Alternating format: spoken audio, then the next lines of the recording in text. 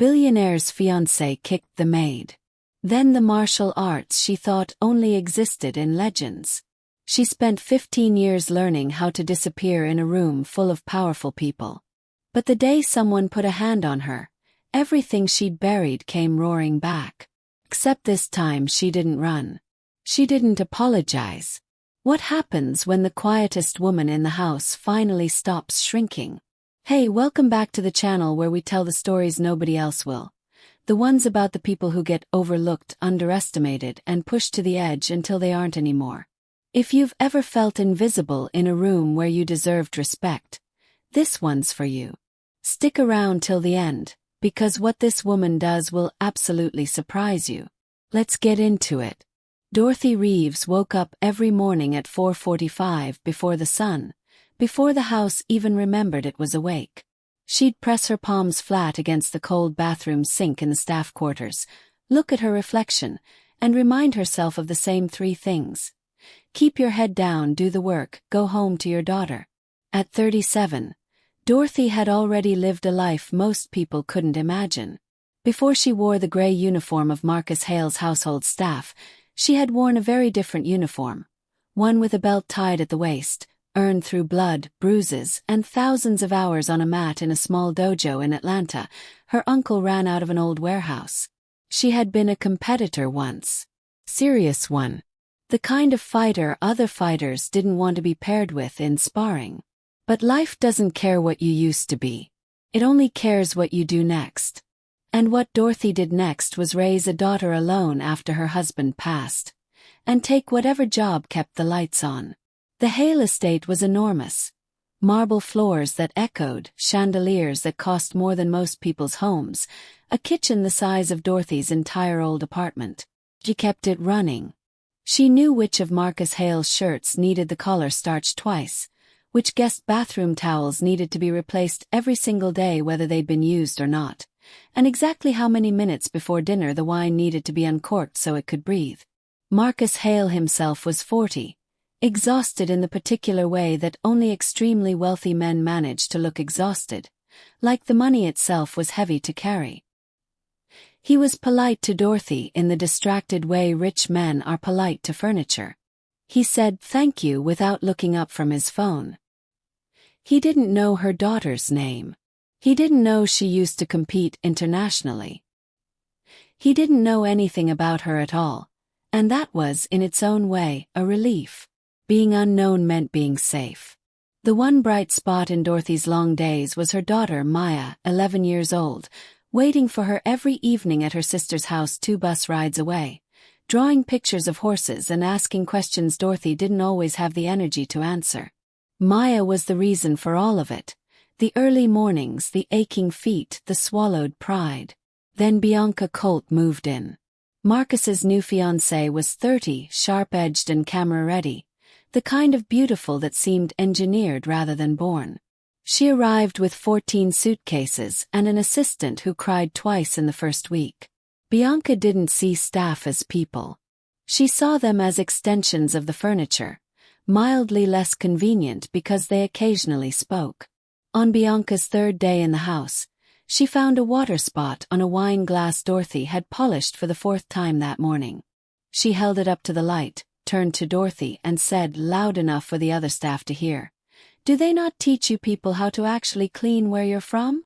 Dorothy said nothing. She took the glass. She re-washed it. The other staff exchanged glances but said nothing. Nobody wanted to be the next target. Dorothy understood that silence better than anyone. She'd built her entire adult life around it. Silence kept the paycheck coming. Silence kept Maya in that good school 2 towns over. Silence had a price, and Dorothy had been paying it for years without complaint, telling herself it was simply the cost of survival. That night, lying in bed, Dorothy stared at the ceiling and asked herself a question she hadn't asked in over a decade. How much smaller can I make myself before there's nothing left? 2 weeks into Bianca's arrival, something unexpected happened. Marcus Hale actually looked up from his phone. Started small. He noticed Dorothy had rearranged his study without being asked, putting his most used files exactly where his hand would land first. He noticed the coffee was always precisely the temperature he liked it, not too hot to drink immediately, not lukewarm from waiting. He noticed, for the first time in longer than he could admit, that someone in his house was paying attention to him as a person, not as a bank account. "You've worked here 2 years, he said one afternoon, catching Dorothy in the hallway. "I don't think I've ever actually asked how you're doing." Dorothy blinked, caught off guard. "I'm doing just fine, Mr. Hale." "Marcus," he said. "Please." It wasn't romantic.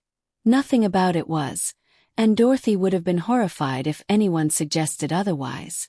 It was simpler than that. It was the strange, quiet relief of being seen. Marcus started asking her opinion on small things. Which caterer for a business dinner? Which flowers didn't smell overwhelming in the sitting room?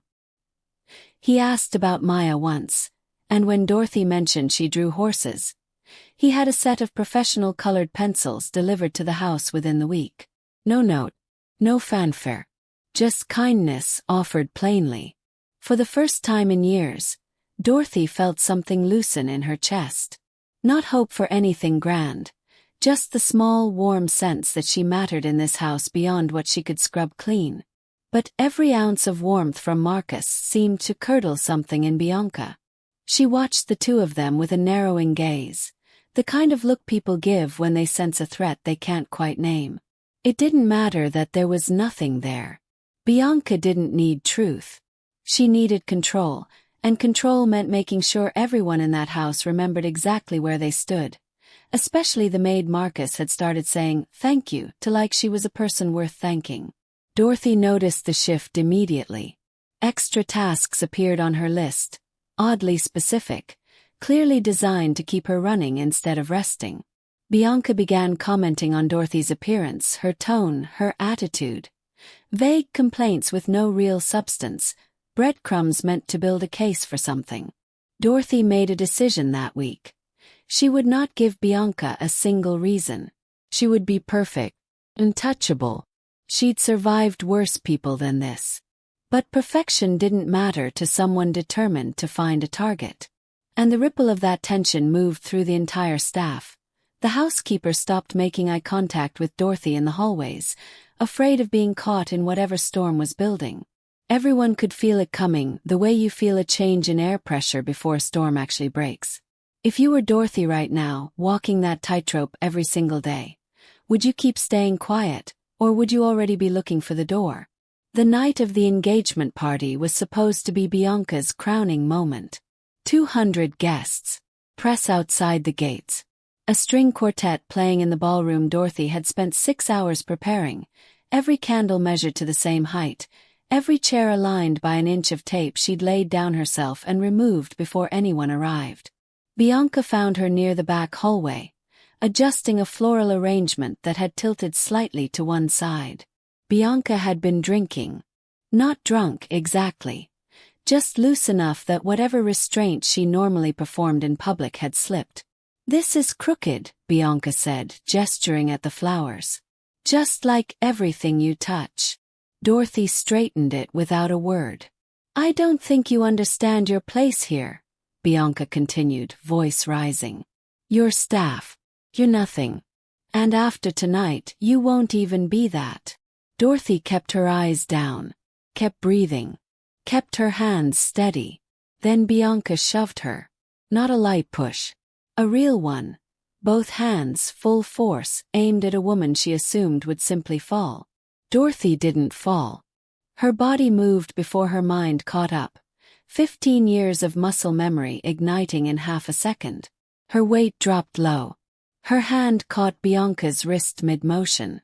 One clean pivot, one controlled redirect, and Bianca stumbled backward into the wall, more shocked than hurt, her champagne glass shattering against the marble floor. Silence swallowed the hallway. Guests near the entrance turned. Marcus turned. Bianca stared at Dorothy like she'd never actually seen her before. Dorothy stood perfectly still, chest rising and falling, hands already lowering back to her sides. She said nothing. She offered no explanation. She simply looked at Bianca, And for the first time in 2 years, she didn't look away first. Bianca's face twisted, humiliation, fury, disbelief all crashing together at once.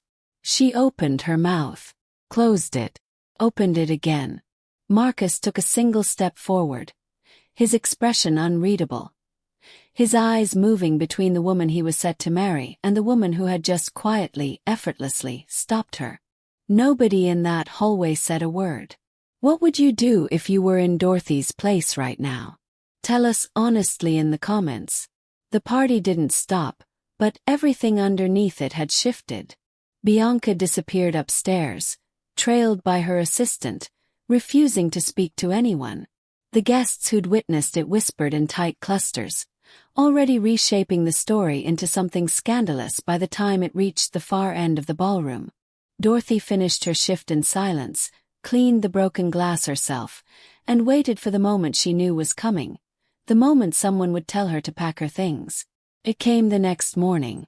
Marcus asked her to sit down in his study, the same room she'd quietly rearranged weeks earlier. I need to understand what happened, he said, not unkindly. So Dorothy told him. All of it, the water spot, the comments, the shove. She didn't dress it up, and she didn't ask for sympathy. She simply laid the truth on the table between them like she'd laid out flowers 100 times before. Careful and exact. Marcus was quiet for a long moment. Then he asked the question that surprised her most. Where did you learn to move like that? Dorothy hesitated, old instincts telling her to shrink again, to minimize, to say, it was nothing. Instead, for the first time in years, she told someone the truth about who she used to be. The dojo, the competitions, the trophies boxed up in a storage unit she couldn't afford to keep paying for. Marcus listened like it was the most interesting thing he'd heard in months, which in his exhausted money-heavy life, it probably was. That afternoon, Bianca demanded Dorothy be fired immediately. For her own safety, she claimed, though everyone in the house understood exactly what kind of safety she meant. She gave Marcus an ultimatum, the kind engaged couples aren't supposed to need. Marcus didn't answer right away, and his silence said more than Dorothy expected it to. Meanwhile, word had already slipped past the estate gates. A guest's phone video, 30 seconds of Bianca shoving Dorothy, and Dorothy's flawless, almost graceful response, had been posted online, and it was spreading fast. Comments poured in, most of them fiercely on Dorothy's side, a few recognizing her old competition footage from over a decade earlier. Dorothy Reeves, the girl who used to dominate regional tournaments, wasn't invisible anymore, whether she wanted the attention or not. The other members of the household staff started treating Dorothy differently too, not with fear exactly, but with a kind of quiet respect that hadn't existed before. The housekeeper who used to avoid eye contact now lingered in the kitchen a little longer, asking careful, curious questions. Dorothy realized, almost with surprise, that she had spent so long trying to be unnoticed that she'd forgotten what it felt like to be genuinely seen by the people around her, and it turned out that feeling was equal parts relief and terrifying. Dorothy sat with her daughter that night, Maya's colored pencils scattered across the kitchen table, and asked herself the hardest question of all. If this costs me my job, my safety, everything I've built to survive, was it still worth it? What do you think Dorothy should do next? Protect her job or protect her pride? Marcus Hale called off the engagement 3 days later. He didn't do it for Dorothy, not exactly. He did it because Bianca's ultimatum had shown him, finally, exactly who she was underneath the polish. A woman who needed someone beneath her in order to feel like she was above anyone at all. He realized, with a kind of clarity that only comes too late, that he'd spent 2 years more comfortable around his maid than his fiancée, and that meant something he could no longer ignore. Dorothy wasn't fired. In fact, Marcus offered her something else entirely, the chance to run a self-defense program for the household staff, women who worked long hours in wealthy homes and rarely had anyone looking out for them. It wasn't charity. It was Marcus finally seeing what had been standing quietly in his hallways for 2 years. A woman with more strength, discipline, and grace than most people he'd ever shared a boardroom with. The most unexpected part came a few weeks later, when a message arrived from someone at Dorothy's old dojo in Atlanta. Her uncle had seen the video too, tears in his eyes, telling her he was proud, that he always knew she had it in her, that she never actually lost what she thought she'd buried. Dorothy started teaching 2 evenings a week in a converted room off the estate's garage. Maya came with her sometimes, sitting cross-legged in the corner, watching her mother move with a kind of power she'd never seen before, sketching horses that, for the first time, had riders sitting tall in the saddle. Dorothy didn't become someone new. She simply stopped hiding who she'd always been. The quiet mornings at 4:45 stayed the same. The starched collars stayed the same. But something in the way she stood in a room had changed for good. Shoulders back, eyes steady, no longer disappearing into the wallpaper of someone else's life. If there's one thing this story leaves you with, let it be this.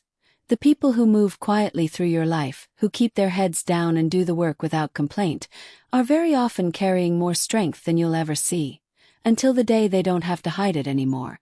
To everyone watching who feels overlooked right now, underestimated, invisible in rooms where you deserve respect, we see you.